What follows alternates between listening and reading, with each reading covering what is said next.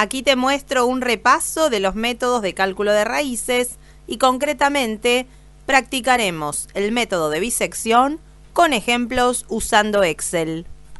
Teníamos una ecuación, la variable se puede llamar X, T, K, como quieran, no importa, acá la llamamos en forma genérica X, una f de X igualada a 0, ¿sí?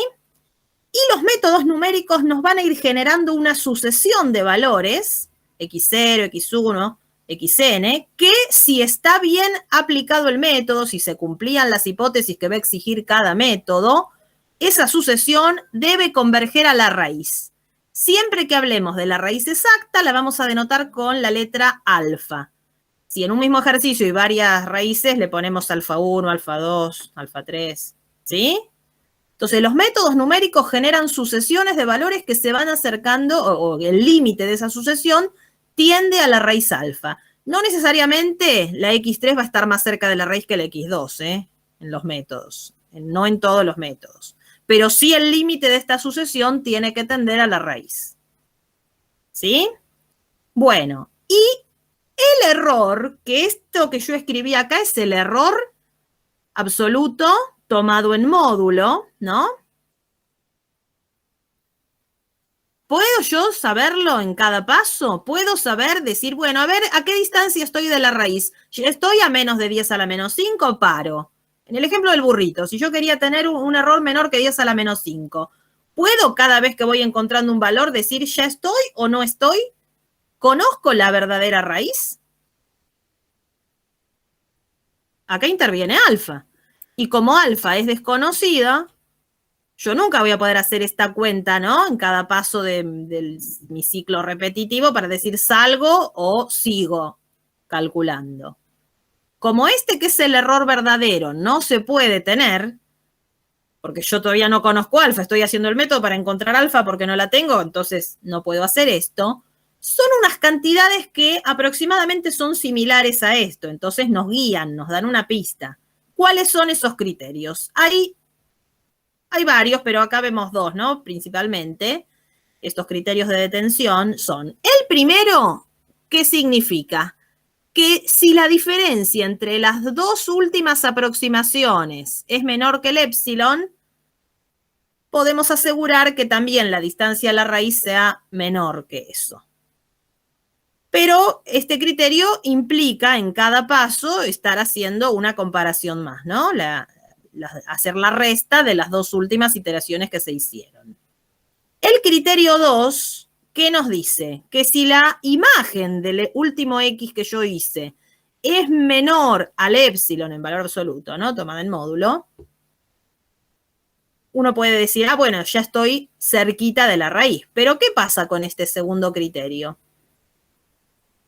¿Sirve o no sirve? La pregunta es, a ver, estos dos condicionales, ¿no? Que yo puse acá. Estamos pensando ahora concretamente esto. Si esto es cierto o no es cierto, que la imagen del XN sea pequeñita, ¿me garantiza que la distancia a la raíz también sea de la misma magnitud? A ver, fíjense acá, esta función cualquiera, ¿no? Yo acá tengo la raíz, ¿la ven? Acá, acá estaría alfa, ¿sí?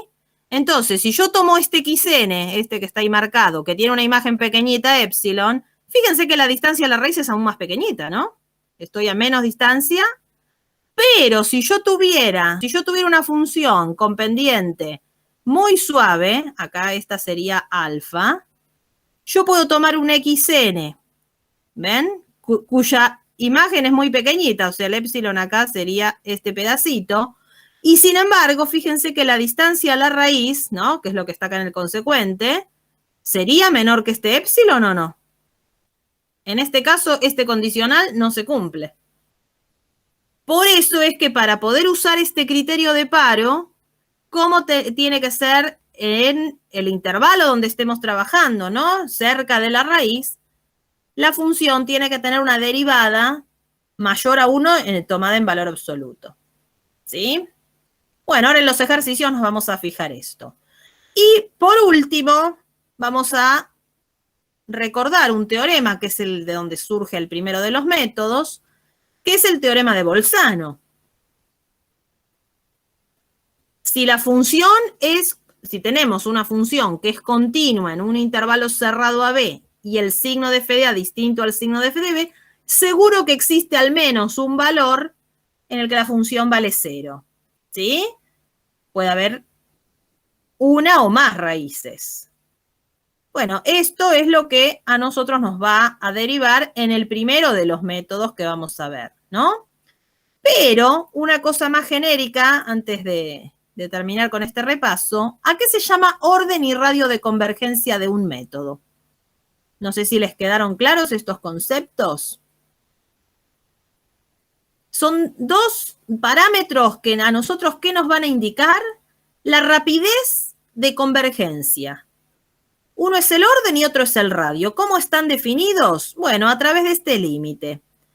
El límite de n tendiendo a infinito del módulo de alfa menos xn más 1 arriba. Bueno, a ver, vamos a ir a... No voy a leer exactamente lo que dice. Les pregunto, ¿esto que está acá, qué sería eso? Es el error que se estaría cometiendo ¿en qué paso? N más 1, claro. Y lo de abajo, si por un momento hagamos de cuenta que esta P no está, solo miremos esto, es el error que se cometía en el paso anterior, ¿no? Al último, si el último es el N más 1, este sería el anterior. Uno, ¿qué querría que ocurriera? ¿Cuál queremos que sea más chico? El error, porque esto es tomado en límite tendiendo a infinito, ¿no? Al principio puede pasar que no, puede ser que yo esté cerca, me aleje un poco, pero después vuelvo, pero en definitiva, al tender a infinito, ¿qué queremos? Queremos que, ¿cuál error sea más grande, el de arriba o el de abajo? Así el de arriba, que es el último, es más chico. Entonces, el radio de convergencia, que es el resultado de este límite, o sea, este límite converge a un valor, da un valor cuando hay un determinado P. O sea, el P es el orden de convergencia. Para un cierto valor de P, este límite da un valor finito. Y ese valor finito es lo que se llama radio. Pero este radio, para que realmente la sucesión converja a la raíz, ¿cómo tiene que ser el radio? Si el de arriba queremos que sea menor al de abajo, esto tiene que ser menor que 1. Y como son módulos, va a estar acotado también por 0, ¿no? A ver, creo que acá lo puse. Hay orden y radio. Acá. El radio siempre va a estar entre 0 y 1. ¿Y por qué es más rápido cuanto más cerca de 0 y más lento cuanto más cerca de 1? A ver. ¿Por qué es así? Un método, supongamos método 1 y método 2. Supongamos los dos con P igual 1, hagamos de cuenta orden 1. Pero uno tiene radio de convergencia 0,2 y el otro tiene radio de convergencia 0,5. ¿Cuál de los dos es más rápido entonces? ¿Esto qué significaría? Que en cada paso, ¿no? Al tender infinito, el error va disminuyendo a la quinta parte, ¿sí? Si esto, bueno, ocurriera siempre, obviemos el límite por un momento, supongamos que esto fuera siempre, ¿qué quiere decir esto? Que yo tengo un cierto error, tengo un error del 10%, pero hago un paso más y ya se me reduce a la quinta parte, me queda del 2%. Y hago otro paso más y se me reduce a la quinta parte del 2%, o sea, al 0,4%, y así. En cambio, el método que tiene radio 0,5, ¿qué significaría? Que en cada paso el error se va reduciendo ¿a cuánto? A la mitad. Entonces, si yo arranco de un 10%, en el siguiente paso voy a tener un 5% todavía. Y después un 2,5%. Y después... Entonces, ¿cuál es el que más rápido se va a acercar? ¿El que disminuye el error más rápidamente? Y va a ser este. ¿Se entiende? Entonces, ¿por qué es preferible esto? Para que esto no lo memoricen, porque a veces... Cuando preguntamos, ¿no? Por ahí en los orales, el R, ay, a ver si mal no me acuerdo, y tratan de hacer memoria de algo que lo pueden razonar perfectamente. Hay métodos que esto lo logran cuando P es 1. Hay otro, que vamos a ver después, que lo logra cuando P es 2. Y hay otro que lo logra cuando P es el número de oro, por ejemplo. Así que, bueno, eso ya va a venir definido. Lo primero que decide la rapidez es justamente el orden de convergencia. Si yo tengo un método que tiene orden 1 y otro que tiene orden 2, no hace falta mirar el radio de cada uno. Va a ser más rápido el de orden 2. ¿Por qué lo primero que define es el orden? Y justamente porque si acá donde dice P yo tengo un 2, esta sucesión decrece más rápido, ¿no? Al tener cuadrático abajo que cualquier lineal. Pero cuando P es la misma, entonces ahí sí el que decide es R. ¿Sí? Vamos a comenzar entonces por el primero de los métodos, ¿no? El método de bisección, que ustedes ya saben lo que hace el método, ¿no? Cómo calcula la siguiente aproximación. ¿Qué hacía? Parte de un intervalo inicial y cómo va calculando cada nuevo X de esa sucesión que hablábamos. No hay ninguna fórmula complicada, ¿no? Cada nuevo X es la suma de los extremos del intervalo en el que se tenga dividido 2. Y acá tengo anotado el límite que nosotros hablábamos hace un rato. Ven que este límite converge cuando P es 1, ven que acá no hay nada, y el radio vale 1/2. O sea que el método de bisección es un método de orden 1 o convergencia lineal, y el radio es de 1/2. ¿Sí? Después tienen, bueno, la justificación de por qué es así, justamente es porque cada vez vamos achicando a la mitad la longitud del intervalo, ¿no? Bueno, después ustedes pueden ver la parte teórica. Vamos a empezar ya mismo con este ejercicio, en el que primero, antes de aplicar bisección, nos pide que digamos cuántas raíces reales tiene. Por supuesto que esto, y la raíz y todo, si con error de 10 a menos 5, ustedes van al GeoGebra o a cualquier programa y se los hace, pero la idea es ver cómo lo podemos hacer nosotros, ¿sí? Porque piensen que ustedes por ahí después pueden trabajar optimizando ese tipo de programas matemáticos, por ahí descubren un método nuevo que lo saca más rápido, más eficientemente. Entonces la idea es ver cómo nosotros nos damos cuenta, ¿sí? Sin usar ningún programa auxiliar, salvo cuentas, calculadora, digamos, ¿no? Operaciones que podemos hacer, de cuántas raíces reales hay en esta función, y después las vamos a tener que calcular por bisección, como pide aquí. Esto va a estar igualado a 0. Para hacerlo a mano alzada rápidamente, sin hacer un análisis exhaustivo, en algunos casos, no siempre, en la del burrito esto no funciona, porque se acuerdan de todo lo que tenía, ¿no? Pero en este caso, como muy bien me dijeron, si yo lo pienso así, es para tener una idea, igual les aclaro. O sea, esto lo hacemos porque esto es un ejercicio que no sabemos ni lo que representa, no tenemos un contexto acá. Pero en general, en los problemas concretos, ¿no? Vamos a tener, como en el caso del burrito, ya sabíamos que la raíz estaba entre 1 y 1,5. Vamos a tener información adicional que nos indique cerca de qué valor estamos esperando que esté la raíz. Pero bueno, como este es un ejercicio nada más para practicar, podemos hacer esto. ¿Y para qué me sirve haber convertido a este problema de en vez de tener que buscar las raíces de la f de x, estoy tratando de encontrar la intersección entre estas dos funciones, ¿no? Que esta función, por un lado, por ejemplo, llamémosla f sub 1, y esta otra, por separado, esta vamos a llamarla f2, son funciones que conocemos, son fáciles de graficar, inclusive a mano alzada. Miren, yo lo voy a hacer acá, después si no paso al pizarrón, pero a ver, la primera, ¿qué es? ¿Cómo es la primera función? ¿En 0 cuánto vale? Vale 1, así que ya sabemos, vamos a suponer que acá está el 1, que pasa por acá, ¿sí? Es una exponencial en 1, o vamos a poner en 2, que es más fácil de calcular. ¿Cuánto vale en 2 la primera función? ¿Cuánto es E?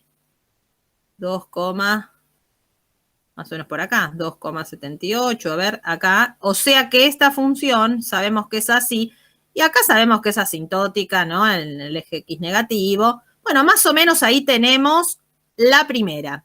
Ahora, la otra, voy a hacerla en otro color. ¿Esta qué es?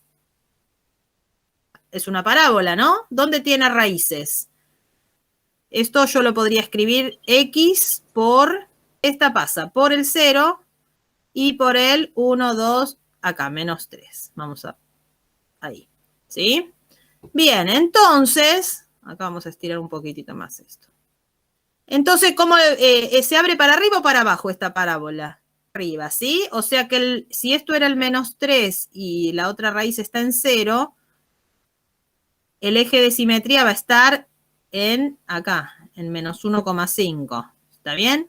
Bueno, no hace falta que yo busque la coordenada en y del vértice, porque sabemos que acá esté más arriba o más abajo, no me interesa, lo voy a hacer así, es a mano alzada, ¿sí? Hago por ahí la parábola, acá sube y acá también. A ver, por ejemplo, algún calculito podríamos hacer. En 1, ¿cuánto vale en 1? 1 por 1 más 3. En 1 vale 4. Bueno, ven que se va bastante cerradita ahí. Claro, si uno mira esto, lo que muchos a veces confunden cuando hacen esto es que se ve una intersección acá y otra por acá. ¿Pero son las únicas intersecciones que hay entre estas dos funciones? ¿Puede haber alguna antes del menos 3? Conociendo las que son cómo son las funciones. No. Pero después del 1, ¿esto va a quedar así toda la vida? La parábola, que es la azul, siempre va a ser mayor a la roja, que es la exponencial. La exponencial va a tener, en algún momento la supera. Una exponencial es como si fuera una polinómica de grado infinito. ¿Cómo hacen el desarrollo en serie de Taylor de una exponencial? Una exponencial le gana a cualquier polinómica, ¿sí? Más adelante o más atrás, en algún momento la supera. Y a partir de ahí ya va a quedar arriba la otra. Entonces, si a mí solamente me pedían qué cantidad de raíces reales tiene, a veces se toma este ejercicio, no me importa después calcularla, solo quiero saber la cantidad. Con este gráfico así sencillo, a mano alzada, tan imperfecto, así todo podemos ya responder que ¿cuántas raíces reales tiene? 3. De las dos primeras hasta ya podemos indicar por dónde van a estar, ¿no? La primera va a estar cerca del menos 3. Podemos decir que está, no sé, entre menos 3,5 y menos 2,5. La segunda va a estar entre 0 y 1, ¿no? Y la tercera, bueno, si ahí yo quiero buscar, tendré que investigar un poco más. ¿Se ve? Pero fíjense que esto, sin tener que usar ninguna calculadora ni ningún programa, yo ya lo pude responder. Con conocimiento que tenemos de, por supuesto, de análisis, sabíamos cómo eran estas funciones. Bueno, ahora, si uno quisiera encontrar el último intervalo, ¿qué haría para la última raíz? Sabemos que va a estar después del 1, pero ¿qué harían ustedes? A ver, ¿cuánto vale la función? Ahora sí vamos a trabajar con la función esta completa, ¿no? ¿Cuánto vale o qué signo tiene, mejor dicho, la f original que nos dieron en 1? A ver, ¿es positiva o negativa? En 1 la parábola valía 4 y la otra era más chica, ¿no? Así que es negativa, ¿sí? Porque la función era la exponencial menos la parábola. ¿Están de acuerdo en eso? ¿Que en 1 era negativa la función? Bueno, y no sé, ¿qué valor quieren tomar? Si no, por ahí no quieren ir tanto al 20, tomemos 10, a ver qué pasa. ¿Cómo es la f de 10? A ver quién hace el calculito. Habría que hacer e a la quinta menos 130. E a la quinta es más que 130. Ahí tenemos ya un intervalo un poco grande, ¿no? O sea, la tercera raíz, que no la veíamos acá en este gráfico, la alfa 3, por ahora lo que podemos garantizar es que pertenece al intervalo 1, 10. Pero si yo quisiera achicarlo, ¿qué haríamos, por ejemplo? ¿Qué valor podríamos tomar? Tomemos el 5. ¿Cuánto es la f de 5? ¿Quién me dice si es positiva o negativa? Si la f de 5 es negativa, entonces yo acá pongo 5. Ya sabemos que está entre 5 y 10. Bueno, lo achicamos un poco. A ver, ¿qué otro valor tomaríamos para seguir achicando? ¿El 8? A ver, probemos con 8. ¿Cuánto da la función en 8? ¿Qué es lo que estamos haciendo, aunque no es puramente, ¿no? Porque estamos tomando por ahí valores enteros que es más fácil de calcular. Estamos haciendo una especie del método de bisección, nada más no dividiendo justito a la mitad, pero estamos haciendo eso. Achicando el intervalo de esa manera. A ver, acá sí lo dividiríamos justo a la mitad. La f de 9. ¿Cómo es la f de 9? Está negativo. Entonces, ¿dónde está la raíz? Entre 9 y 10. Bueno, ahí tenemos un intervalo de longitud 1, que es lo que solemos usar para arrancar cualquier método, ¿no? Ahí tenemos entonces un intervalo para la mayor raíz. Y las otras ya habíamos dicho, ¿no? Alfa 1 estaba cerca del menos 3 y alfa 2, por ejemplo, acá pertenece al 0,1. Bueno, ahora, si yo quisiera encontrar cualquiera de estas con un error menor que 10 a la menos 5, decía el ejercicio, bueno, ya esto que estamos haciendo así, vamos a tratar de hacerlo un poquito más en una planilla, ¿sí? Yo acá les voy a compartir. ¿Y qué les parece si acá ponemos extremo izquierdo del intervalo? Podríamos poner extremo derecho, ¿sí? Punto medio. En esta columna C justamente va a estar la sucesión que genera este método. Luego voy a poner las imágenes. La F del extremo izquierdo, la F del extremo derecho y la F del punto medio. Bueno, no importa el título. Entonces, ¿con cuál empezaríamos nosotros acá? Por ejemplo, vamos a ver si calculamos la que está entre 0 y 1. Empecemos con esa, entre 0 y 1. ¿Sí? ¿Cómo hago para que calcule el punto medio? ¿Qué le pongo acá? La semisuma, exactamente. O sea, hago esto más este sobre 2. ¿Sí? O también la función promedio, bueno, como quieran. Ahí está. Me dio 0,5. Ahora, ¿cuál es la función que estábamos trabajando en este ejercicio? ¿Quién se acuerda qué era? Era la exponencial a la x sobre 2, ¿no? Sí. Ponemos ahí la fórmula. Y ahora, esto mismo, si lo copiamos, lo copia en forma relativa. Así que ya tengo la f del extremo derecho y la f del punto medio. ¿Sí? Bueno, nosotros, ¿cuál va a ser el próximo intervalo que tomemos? Empezamos de entre 0 y 1, sabíamos que estaba en la raíz, pero al tomar el punto medio, fíjense que la imagen del punto medio dio negativa. O sea que acá, si lo hiciéramos uno por uno a mano nosotros, ¿qué nuevo intervalo pondríamos? De 0,5 a 1. Pero bueno, pero yo no quiero tener que estar pensando renglón por renglón, ¿no? Quiero que ya poner una fórmula que me lo haga directamente. ¿Qué puedo usar acá? Podemos usar la función condicional, el sí. ¿Qué es lo que vamos a comparar? A ver, yo quiero que esto sea más genérico, que después si yo acá cambio de intervalo inicial, quiero que me siga sirviendo.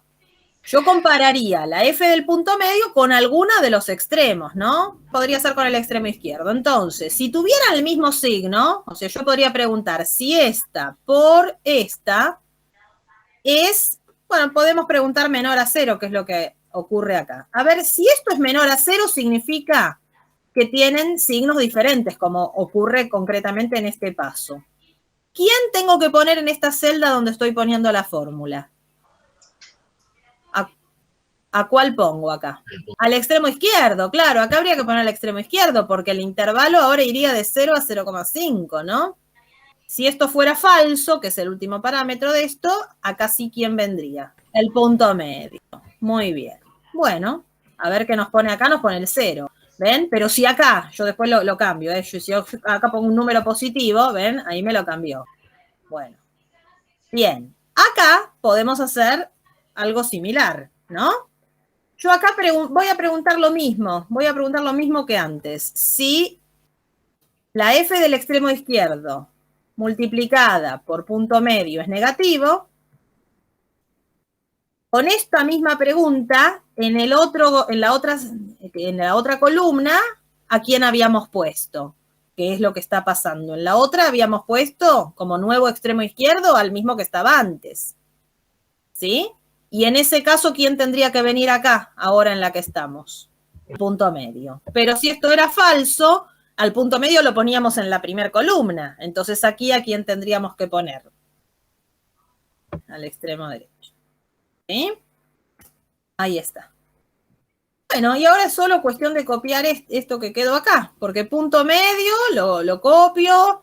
De hecho, puedo seleccionar así todo esto y copiarlo, y estas mismas acá también.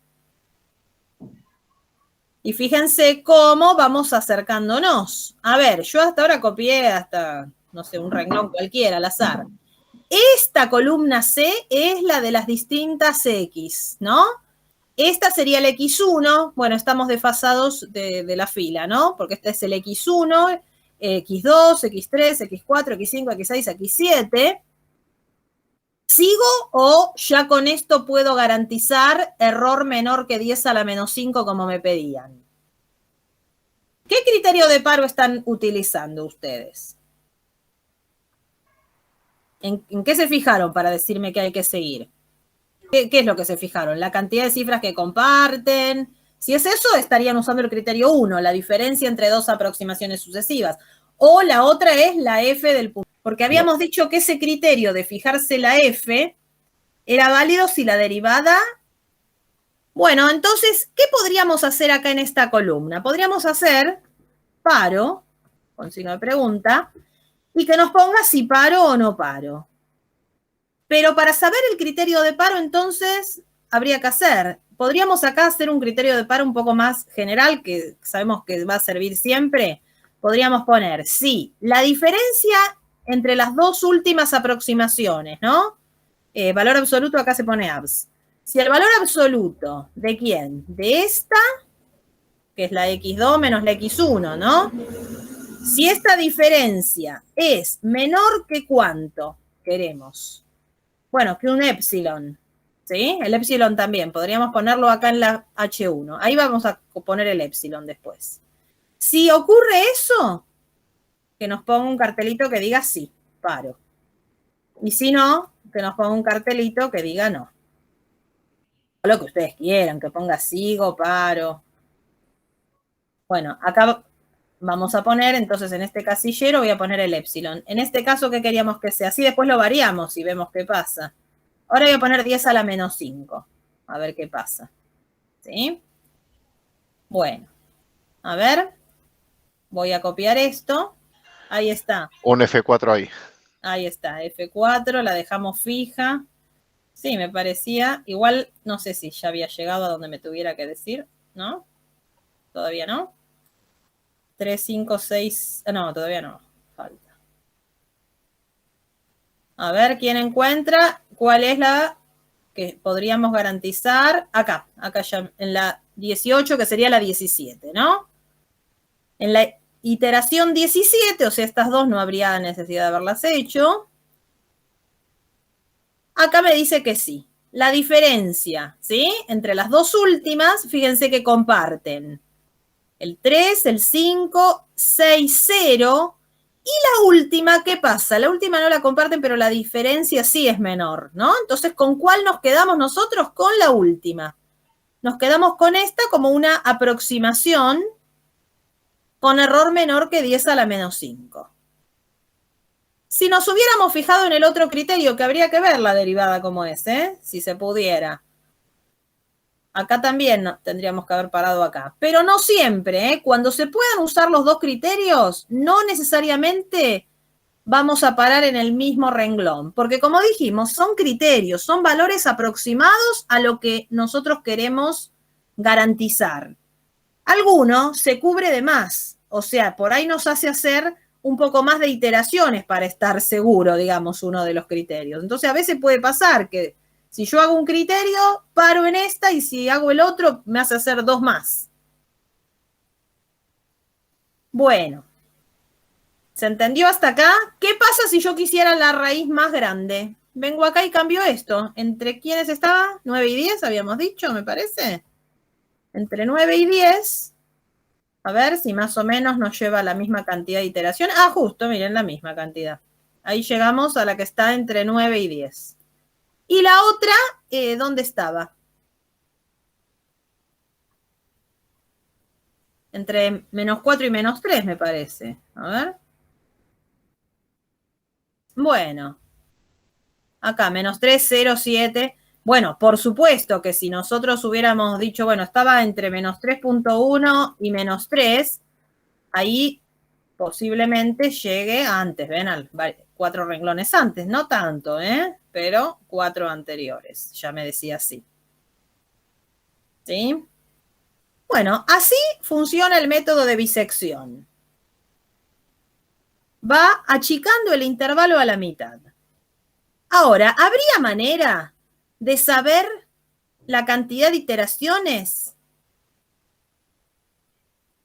de antemano? ¿Hay manera o no hay manera? Pensemos algo. Yo con esa propiedad voy a poder decir la cantidad de iteraciones que voy a necesitar o la cantidad de iteraciones que van a ser suficientes. Esa propiedad toma en cuenta el peor caso, ¿sí? Como yo les mostré ahí en el video, dice, bueno, si yo tengo este intervalo, en el peor de los casos, la raíz podría estar muy pegadita acá y yo estar tomando el X de este lado. Entonces, está tomando cotas. Por eso, como uno dice, es para asegurarse. Entonces, la cantidad que se saca de esa fórmula es una cantidad suficiente. O sea, si vos haces, ahora hacemos un cálculo de esos. Si vos haces 17 iteraciones, te asegura que el error es menor que esto. Pero por ahí no necesitas hacer 17. En el peor de los casos vas a necesitar 17. Por ahí en la 15 ya lo lograste, o en la 10, o antes. Entonces, esa cantidad es una cantidad suficiente. No es la necesaria. Si uno quiere saber en cada caso la necesaria, tiene que ir haciendo así, una por una, y ver en cuál para. El 5a nos dan esta función. F de x, 1 sobre 3x menos 1. Dice que el signo de f de a y el signo de f de b en el intervalo 0,1 son distintos. A ver si es cierto, ¿cuánto vale la f de 0? Si la x es 0, esto da menos 1, ¿no? Es negativa. Y en 1, ¿cuánto da la función? Positiva. O sea, ¿es cierto lo que acá me están diciendo? Que el signo de f de a es distinto al de f de b en este intervalo, siendo a el 0 y b el 1, sí. Ahora dice, ¿qué punto localiza el método de bisección? ¿Es una raíz o no es raíz? Entonces vamos a la planilla, ya que la teníamos, hay que cambiar la función nada más. 1 sobre 3x menos 1 vamos a poner ahora. Y el intervalo, voy cambiando el intervalo primero, voy a poner 0, 1, y ahora cambio la función, ¿sí? La función es 1 sobre 3 por x menos 1. Bueno, cambié la función acá, ahora hay que cambiarla del todo, ¿no? Pero vamos a copiar ahí y acá. A ver a dónde se acerca. Vamos a copiar varias. A ver, hasta ahí. A copiar varias. Acá no sé por qué quedó. Porque quedó acá un sí. Ah, bueno, sí, ahí justo. Porque quedó el mismo puesto, el mismo este. A ver, por más que acá me dijo que pare, sí. ¿Estaría bien? Yo estoy convergiendo una raíz. Si yo acá copiara más, ¿a qué valor les parece que se está aproximando? Miren, ahí ya. ¿A dónde se está acercando? Se está aproximando al 1/3. Entonces, si alguien se larga a hacer un método, como acá tiene una función, bueno, hacemos bisección, la máquina hace las cuentas que nosotros le dijimos acá el Excel, y me da 1/3. Y uno alegremente pone, encontré la raíz, 1/3, bien recuadrado y todo, pensando que le vamos a poner un 10 felicitado. Le ponemos un 0 más grande que la cabeza, ¿no? Porque la función, si bien cumplía que signo de f de a era distinto al signo de f de b, la otra hipótesis importantísima de Bolzano es que sea continua. ¿Y qué tiene justamente en el 1/3? Esta es una hipérbola, ¿no? ¿Y qué tiene justamente? Vamos a suponer que este es el 1/3. Una asíntota vertical, o sí, una discontinuidad de qué tipo. En 0, ¿cuánto valía esta? Menos 1. O sea que acá viene la rama negativa, sí, viene por acá. Y acá estaba la rama positiva, ¿no? Pero justamente, por más que sea cierto que en 0, que es acá, tiene distinto signo que en 1, que es acá, eso no significaba que en este intervalo hubiera una raíz. Y justamente, ¿qué localizó el algoritmo de bisección? Localizó la asíntota. Porque de un lado de la asíntota son todos negativos, del otro lado todos positivos. Entonces, con esto, ¿qué les quiero decir a ustedes? Es muy importante que nosotros sepamos interpretar las cosas, ¿sí? Porque para las cuentas las podemos hacer en la máquina, pero esto era algo muy evidente y no era algo difícil de darse cuenta, pero va a haber otros métodos que nos pidan hipótesis que tal vez sean más sofisticadas, que nos lleven mucho más trabajo, Y uno puede decir, bueno, no sé si cumplirá todas las hipótesis, hago el método y veo qué pasa, pero después hay que saber interpretar, ¿sí? Acá yo hice el método y después tengo que interpretar que esto no es una raíz. Por ejemplo, acá, ¿qué puedo mirar en esta misma planilla que ya me da la pista que esto no es raíz? ¿Puedo ver esto? Fíjense el número enorme que tiene acá, la imagen. Si acá hubiéramos usado el otro criterio, acá no me hubiera dicho sí, me hubiera dicho que no. Si yo usaba el criterio de que la F sea menor que el épsilon, ¿ven? La F acá está aumentando cada vez más. ¿Sí? Entonces, esto es lo importante. De cada método, uno tiene que hacer el análisis previo al uso del método, ver cumple las hipótesis, qué criterio para uso, todo eso. Si alguna de esas cosas no se cumple, o aunque se cumplieran, después igual hay que hacer el análisis posterior al método. Es decir, a ver, ¿es coherente esto que obtuve? ¿Qué significa? ¿Tiene sentido? ¿Sí? ¿Se entendió? Bueno, el último que vamos a hacer de bisección es un ejercicio que vamos a suponer que estamos 50 años atrás, o más todavía, que tenemos solo calculadoras con suma, resta, multiplicación y división. Y necesitamos un valor de la raíz cuadrada de 3 con error, bueno, bastante menor que 10 a la menos 8, bastante precisión nos piden. ¿Cómo haríamos para poder encontrar un valor de la raíz cuadrada de 3? Solamente disponemos de suma, resta, multiplicación y división, nada más. Me tengo que armar una función, ¿no? Primero que nada, que tenga como una de sus raíces a la raíz cuadrada de 3. ¿Qué proponen ustedes? ¿Por qué no propusimos x menos raíz de 3 igual 0? Porque si justamente, ¿no? Yo digo que no podemos calcular raíces, no puedo introducir como coeficiente raíz de 3, ¿no? Pero esta sí, muy bien. Esta función, al igualarla a 0, además de tener la raíz de 3 positiva como raíz, tiene a la opuesta, ¿no? Tiene a menos raíz de 3. Pero mientras uno trabaja, ¿en qué intervalo vamos a trabajar nosotros para obtener la raíz cuadrada de 3 positiva? Para obtener esta, ¿en qué intervalo vamos a trabajar? En el... ¿Dónde está la raíz de 3? Entre 1 y 2. Entre 1 y 2. Muy bien, ¿sí? Bueno, esta función muy sencillita, ¿sí? X cuadrado menos 3. Vamos a ver cuánto tarda bisección para un error de 10 a la menos 8. Esto lo hacemos rápido, ya que tenemos la planilla, para poder después comparar, porque la idea de este ejercicio después es comparar con los otros métodos, ¿no? Así que voy a venir acá y cambio. A ver, entre 1 y 2, la función hay que cambiarla. X cuadrado menos 3.